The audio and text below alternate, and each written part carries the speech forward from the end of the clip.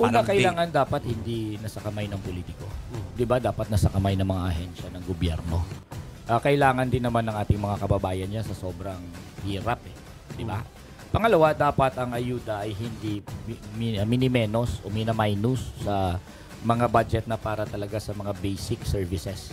Tulad halimbawa ng kalusugan. Hindi pwedeng binawasan yung PhilHealth, binawasan yung budget sa public hospital kasi ginagawa nilang yung maipip. Alam niyo yung medical pork barrel? Imbis na nakalagay sa mga public hospital ang budget para sa kalusugan o kaya sa PhilHealth, binibigay nila sa kamay ng mga senador at mga congressman para pagka ikay nagkasakit, ikaw ngayon ay pipila doon sa opisina ni congressman o kaya ni senador.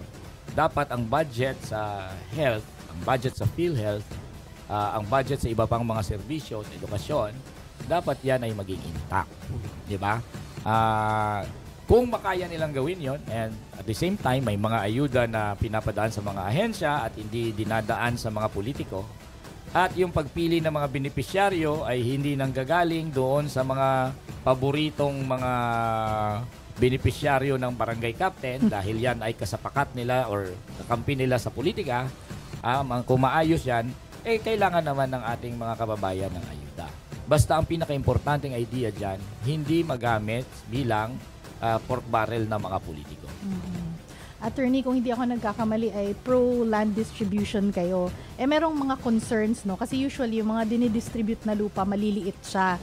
Yung tinatawag po natin mga kapatid na economies of scale. Pag sinabing economies of scale, ibig sabihin, mas makaka-profit ka, no? Kung malaki yung lupa mo, dahil marami yung production mo, ibig sabihin, mas kokonti ang gastos mo per unit ng teknolohiya o machinery na ginagamit kasi malaki nga yung kita mo. Ang problem nga kasi, attorney, ay maliliit yung lupa. Tapos pinamimigay itong maliit na lupa, china-chop-chop pa, pinamimigay pa dun sa mga mga anak nila, mga grandchildren nila. Paano po natin solusyonan ito, attorney? Bakit kasi maliit? Kasi nilimit lang kasi ng batas natin sa 5 hectares. No? Totoo naman yan. Ano naman yan, paano mo naman ngayon madidevelop ang 5 hectares na lupa? Di ba? Dapat yan, yung katamtaman talagang size ng lupa na pinamimigay sa mga farmers. Siguro wag naman 5 hectares maliit yan. Kaya yan maliit at ginawang 5 hectares kasi sinasalang-alang pa rin ang mga interest ng mga iba't ibang mga economic sector sa atin na nakikipagkompetisyon sa magsasaka pagdating sa lupa.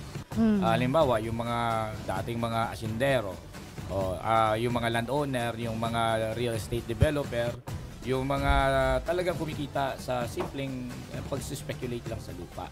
Kung totoong land reform, siguro kailangan natin i-review ang lawak, no? And secondly, yung pagsasama-sama natin ng mga lupang yan sa pagitan ng siguro collectivized na pagpa-farm.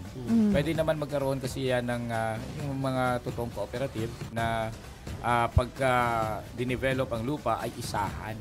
Diba? Isahan na alam mo yun, isahan na ina-applyan ng mga pesticide, isahan na pina-farm.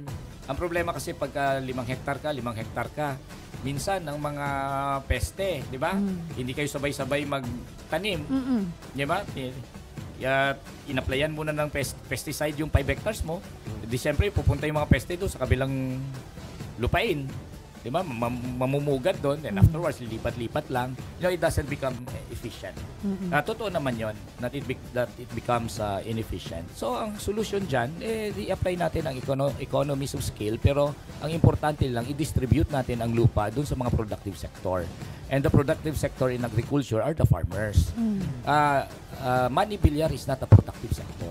Okay, hindi naman niya gagamitin ang lupa para mag-produce ng pagkain. Gagamitin niya for real estate, pagkakita ng gano'n. At alisin mo ngayon ang lupa from productive activity, which is to produce food. Dapat ang lupa natin, wala nang nakikipagkompetisyon sa mga gumagamit sa lupa para maglika ng pagkain natin. Alagaan natin ang ating mga magsasaka. Hindi tulad sa ibang bansa, pag pumunta ka doon, ang mga magsasaka hindi pure.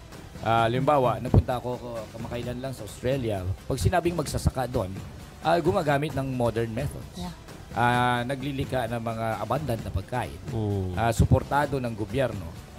Sa Vietnam, nagpunta ako several like 2 decades ago. At sinasabi ng mga tourist guide na namin doon, ang mayayaman daw sa kanila ang mga magsasaka. Kasi sa Thailand, ang mga magsasaka ay sinusuportahan ng gobyerno. Hindi tulad dito sa ating bansa na pauperized ang mga magsasaka. Talagang dirt poor. Samantalang yan ang economic sector mo na productive. Kapag ang iyong lipunan ay walang produksyon na nanggaling sa agrikultura, which is the foundational basis of any economy, di ba? Talaga anong klaseng ekonomiyang meron ka?